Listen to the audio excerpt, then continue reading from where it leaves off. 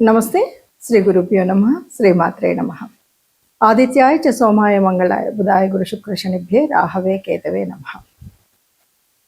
ప్రేక్షకులందరికీ ప్రతి మాసం చెప్పుకున్నటువంటి గోచార ఫలితాలు 2026 ఆగస్టు గోచార ఫలితాల్లోకి వెళ్ళినట్టయితే, ముందుగా గోచార ఫలితాలు తెలుసుకునేటప్పుడు చంద్ర గ్రహ స్థితిని బట్టి చెప్పేటువంటి స్థితి కనుక ఇది మన రాశి నుండి చూసేటువంటిది.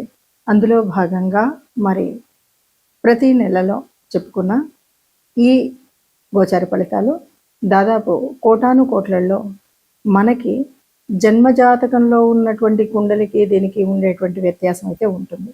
కానీ వచ్చేటువంటి మారేటువంటి గ్రహాల యొక్క యుతి, దృష్టి, వీటిని బట్టి వక్రగతి, వీటిని బట్టి కొన్ని మార్పులు అయితే ఉంటాయి. ఆ మార్పులకు అనుగుణంగా మనం చేసుకోవాల్సినటువంటి ముందు జాగ్రత్త చర్యలు, దాని గురించి మనం ఇప్పుడు కూడా ఈ గోచార ఫలితాలు తెలుసుకుంటాం.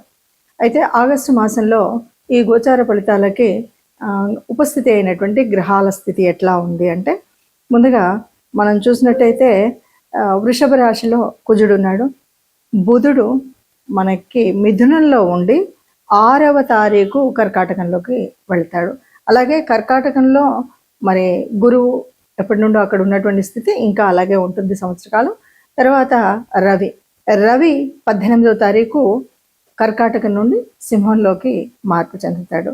ఇక సింహరాశిలో శుక్రుడు, కేతువు మాసం యొక్క మొదటి రోజులో కనిపిస్తే, శుక్రుడు తదుపరి కన్యారాశిలోకి వెళ్ళడం కనిపిస్తుంది 2వ తారీఖు. ఇక మరి కుంభరాశిలో రాహు, అలాగే ప్రారంభమయ్యి ప్రతి 2.5 రోజులకు మారుతూ ఉన్నటువంటి చంద్రుడు ప్రారంభంలో మనకి రాహుతో కలిసి కుంభరాశిలో కనిపిస్తాడు. ఇక మీనంలో శని వక్రించినటువంటి స్థితి, ఇది అందరికీ తెలిసినటువంటిది.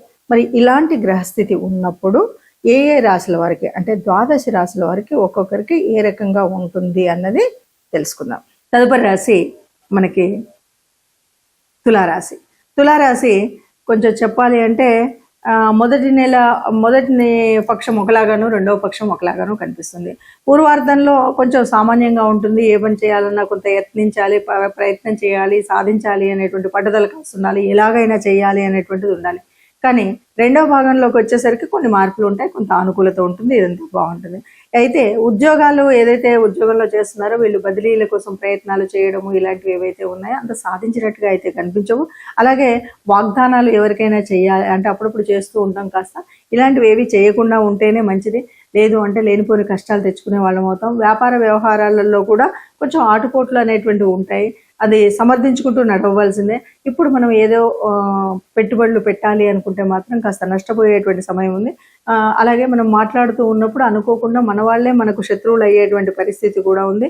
ప్రయాణాలు చేసేటప్పుడు కూడా కాస్త అంటే జాగ్రత్తలు అనేటువంటివి పాటించినట్టయితేనే బాగుంటుంది ఈ రాశి వారికి అని చెప్పచ్చు. ఇప్పటి వరకు మీరు గ్రహించినటువంటి వాటిల్లో దాదాపుగా గ్రహాల యొక్క స్థితే కాకుండా మాసం యొక్క ప్రత్యేకత కనుక తీసుకున్నట్టయితే, దాదాపు శ్రావణ మాసంలోనే మనకి ఆగస్టు మాసం అంతా కనిపిస్తుంది.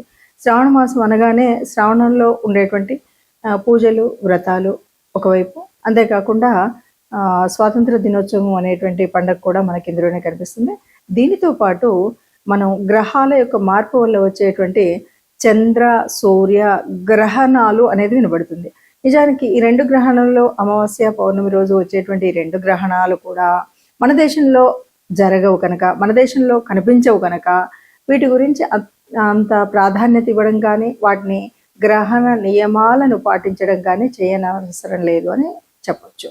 ఇక ఇక్కడ మనం మిగతా గ్రహాలు కనుక చూసినట్టయితే, మనం ఏ రాశికైనా సరే కొన్ని గ్రహాల యొక్క అనుకూలత కోసం కానీ, దైవానుగ్రహణ కోసం కానీ మనం చేసుకోవలసినటువంటి కొన్ని నియమాలు అయితే మనకు తెలుసు. దాంట్లో ముఖ్యంగా గురువు యొక్క మార్పు వల్ల కానీ, గురువు యొక్క అలాగే శని వక్రీకరణ వల్ల కానీ, ఈ 2 వల్ల కూడా మనకు కనిపించేటువంటి వాటిల్లో ముఖ్యంగా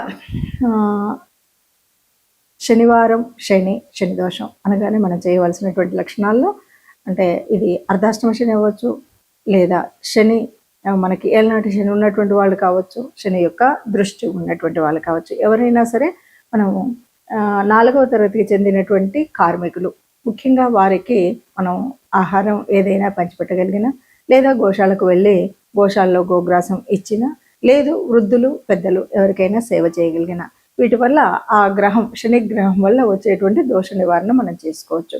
ఇంతే కాదు అంటే మనకు వీలు లేదు అంటే ఎవరైనా సరే వారి యొక్క ఇష్టదేవత అనుగ్రహాన్ని పొందడానికి నిత్యం దైవనామస్మరణ చేసినట్టయితే ఏ గ్రహాలు ఎలా ఉన్నా కూడా మన యొక్క ఆత్మస్థైర్యంతో ముందుకు వెళ్ళొచ్చు అని చెప్పొచ్చు. గ్రహాల అనుకూలత కానీ దైవానుకూలత కానీ కావాలి అంటే మనకి ప్రతిసారి మనం చెప్పుకున్నట్టుగానే జన్మజాతకంలో ఉన్నటువంటి దోషాలు కానీ గ్రహాల యొక్క స్థితి కానీ ఎందుకు ఉంటుంది అంటే అది పూర్వపుణ్య ఫలమే అని చెప్పొచ్చు. ఆ రోజు ఆ సమయంలో ఆ నక్షత్రాలు ఆ గ్రహాలు ఎందుకు అందులో ఉంటున్నాయంటే మనం పూర్వజన్మ సుకృతం, పూర్వజన్మలో చేసినటువంటి పాపపుణ్యాల ఫలితమే మనకు కనిపిస్తుంది. మరి దాన్ని వర్తమాన కాలంలో సరిచేసుకోవడము అన్నదే మనం చెప్పుకునేటువంటి జ్యోతిష శాస్త్రంలో ఉన్నటువంటి మార్పులు చేర్పులు.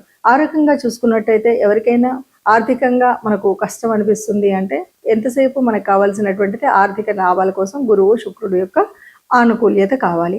అలా ఆనుకూల్యత కావాలి అంటే ముఖ్యంగా శుక్రుడికి సంబంధించినంత వరకు ఈ మాసం శ్రావణ మాసం అంటేనే లక్ష్మీదేవి వ్రతాలు చేసేటువంటి మాసం.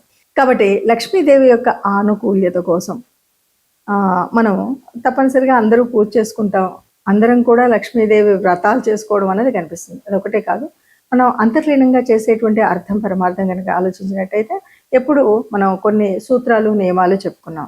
అసలు లక్ష్మీదేవి ఎక్కడ నివసిస్తుంది అంటే ఎక్కడ స్వచ్ఛత ఉంటుందో అక్కడ ఉంటుంది అంటారు, ఎక్కడ వెలుతురు ఉంటుందో అక్కడ తేజస్సు ఉంటుందో అక్కడ లక్ష్మీదేవి ఉంటుంది అంటారు. మరి ఈ సత్యం తేజస్సు అనేటువంటి విషయాలు మనకు తెలిసినప్పుడు ఎక్కడైతే దైవ నామ స్మరణ జరుగుతుందో అక్కడ లక్ష్మీదేవి ఉంటుంది అంటారు.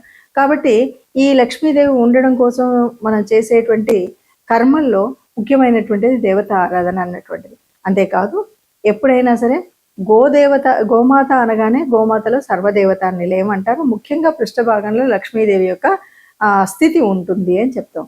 కాబట్టి గోశాలకు వెళ్ళడము అనేటువంటి విషయాన్ని ఇక్కడ మళ్ళీ మనం గట్టిగా చెప్పుకోవాలి.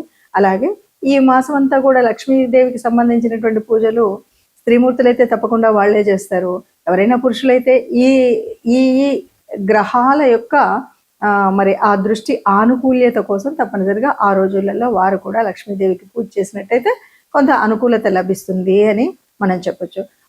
ఏదేమన్నా సరే లక్ష్మీదేవి అనగానే అది చాంచల్యం కలిగినటువంటిది అందరికి తెలుసు. లక్ష్మి స్థిరంగా ఒక చోట ఉండదు, కానీ స్థిరంగా ఉండాలి అంటే తప్పనిసరిగా చేయవలసినటువంటి నియమాలు ఇంతకు ముందే మనం చాలాసార్లు చెప్పుకున్నాం. అయినప్పటికీ కూడా లక్ష్మీదేవి మన దగ్గర ఉండాలంటే ఎప్పుడు కూడా ఆనందంగా, స్వచ్ఛంగా, సత్యంతో, గాలి వెలుతురు అన్నీ సరిగ్గా ఉండేలాగా ఉండడం, ఏదైనా అపశృతులు రాకుండా చూసుకోవడం అనేటువంటి మాటలు మనం ఎప్పుడు చెప్పుకుంటాం. ఆ విధంగా మనం ప్రవర్తించినట్టయితే, అలాగే సహాయం అనేది ముఖ్యంగా ఎవరైతే బాగా ఉన్న వాళ్ళకి సహాయం చేయడం అని కాదు, ఎవరైతే నిజంగా నిరాశ్రితంగా ఉంటారో వాళ్ళకి మనం సహాయం చేసినట్టయితే అంటే మనం నారాయణో దేవ అని మనం ఎప్పుడైతే చెప్తామో అలాగా మానవ రూపంలో ఉన్నటువంటి దేవతామూర్తులుగా మనం చూసేటువంటి స్థితి కనిపిస్తుంది. మనుషుల్లోనే మాధవుని చూసేటువంటి పరిస్థితి కనిపిస్తుంది. కాబట్టి మనం ఎవరికైనా సహాయం చేసినట్టయితే లక్ష్మీదేవి మనకు అనుగ్రహిస్తుంది. ఇప్పుడు ఈ పరిస్థితి ఎందుకు అంటే ఎక్కడైతే గురువు కానీ శుక్రుడు కానీ అననుకూలతగా ఉన్నటువంటి ఏ గ్రహం ఏ రాశి వాళ్ళైనా సరే ఈ రకంగా మనం పూజ చేసినట్టయితే మనకు లక్ష్మీదేవి అనుకూలత పొందొచ్చు.